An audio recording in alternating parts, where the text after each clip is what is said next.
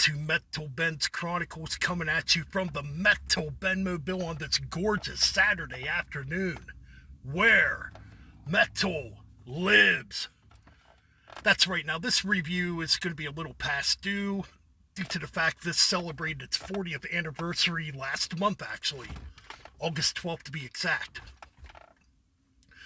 Now, this was originally distributed by EMI on August 12th of 1983. I'm talking about this, the debut by Queensryche. That's right, man. Now, this had come out a couple times prior to this. Now, originally, this was released on cassette tape, and we're going to talk about a little back history to this. So this EP was actually recorded in 1982. The band had laid down the music. They did not have a vocalist right away. They kept trying to get this guy named Jeff Tate, who came from another band called Myth. And Myth had already recorded a demo, And at the time, Jeff Tate kept turning him down. Finally, Jeff Tate came in. He agreed to lay down vocals for the EP. However, he was not sold on joining Queensryche at the time. So he would go back to Myth. He thought Myth was on to bigger things. Well, he would learn later, once, Queensryche got picked up by EMI, that, Myth's probably not going to go nowhere. I better take this gig with Queensryche. And that's pretty much what happened. Anyways, so yeah, under the name The Mob, this would get distributed on cassette tape, throughout, the Washington area, from my understanding. Then, in May of 1983, Myth would change their names to Queensryche, and they would come up with their own independent label, 206 Records, and get a vinyl distribution for this EP. So the EP would be distributed on vinyl in May of 1983. And this is where EMI comes in. They're interested. They pick up Queensryche. They pick up the EP. They release it. And the rest is basically history. So your lineup for the EP is Jeff Tate on vocals, Christy Armo on guitars, Michael Wilton on guitars, Eddie Jackson on bass, and Scott Rockenfield on drums. So that's your lineup going into this. Alright, man, so let's get on to this EP. You know what, to me, this is definitely a very important EP when it comes to American power metal. Highly influential. Plenty of bands came out afterwards with vocalists, who wanted to sound like Jeff Tate. Or, maybe in some cases try to outdo Jeff Tate, So yeah, this 4-track EP is something else. It's legendary, it's iconic. We're going to get right on to the first track now as we speak, Queen of the Reich. This track is just absolutely killer. Legendary. I could imagine what it was like back in 1983 when people first heard this, who were around back then, and maybe heard this EP for the very first time. Because I remember when I first heard this track, it just sent shivers up and down my spine, that vocal performance. And, prior to listening to this EP, years and years ago, I already knew about Queensryche because of Operation Mindcrime and Empire, obviously. And I'm like, man, this thing's just freaking awesome. It's a shame they didn't go in more of this direction afterwards, because this is just some killer, awesome heavy metal. Excellent riffs in this track, very speedy riffs, You get some great melodic guitar solos in this, and those fucking vocals by Jeff Tate are just legendary and iconic, man. And glass-shattering, So then we get into track 2, Night Rider. Oh my goodness, this is another absolutely killer track in my opinion. Just, you can hear new wave of British heavy metal all over this thing.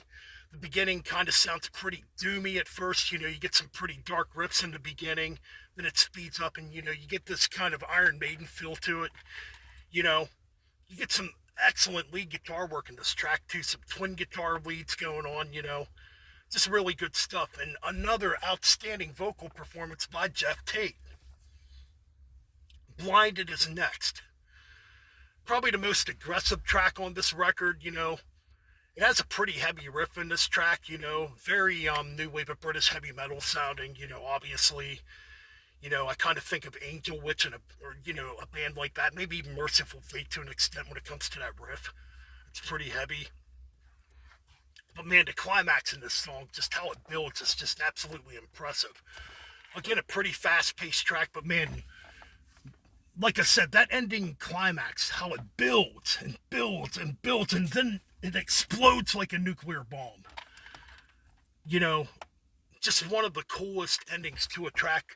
You know, and the comparison I kind of get on that is how Here Comes the Tears from Sin After Sin ends going into Desistant Aggressor, you know, the ending track on Sin After Sin by Priest. That's kind of the vibe I get with that ending, and how it just mellows out then. Gets very somber and atmospheric, you know. And that's how it kind of is, you know, going into The Lady Wore Black. You get the sound of the wind blowing, you know, this dark and eerie atmosphere, you know, and you get these dark melodic guitars coming in, you know. Now, The Lady Wore Black being the last track on here, the most melodic track, the most, I'm not gonna, well, yeah, it's pretty epic, I guess you could say, but definitely the longest track on here, the most melodic, and definitely probably the darkest on here. It's a pretty dark track. This was actually the first track I ever heard from this EP years ago on a heavy metal compilation cassette tape I had a long, long, long time ago. And it's a great way to end this record, you know. And to me, this is one of their best melodic tracks, you know. It's got a really good build in it, you know, some excellent guitar work going on here. Really good melodic guitar leads going on, and Jeff Tate's vocals are just outstanding on this. You know, early on, these guys were compared to Iron Maiden big time. A lot of people called these guys the American Iron Maiden when this EP dropped. Of course, you know, those comparisons would definitely fade away as time went on, as their heavy metal kind of faded out too, you know. So yeah, when it comes to this EP, definitely Queensryche's heavy metal EP, man. Their most metal sounding thing they would ever release. Like I said, after this, you know, The Warning still had a lot of, you know, the new wave of British heavy metal type of riffs. You know, albums like Rage for Order would get more melodic. You know, Mindcrime would get more melodic too, and more progressive, you know, and Empire would just go completely commercial. Then after that, you know, this band to me was never the same again. But, you know, since Todd LaTorre has come aboard, they have redeemed themselves and have started putting out pretty damn good music again. You know what, man? This legendary EP obviously gets a 10 out of 10. It's a perfect EP in my opinion. There's nothing weak on it. It's legendary.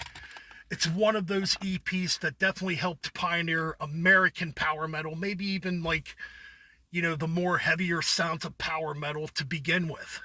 So yeah, 10 out of 10. Hey man, like, comment, subscribe, man. We're getting very close to hitting another milestone on the Metal Bends Chronicles YouTube channel.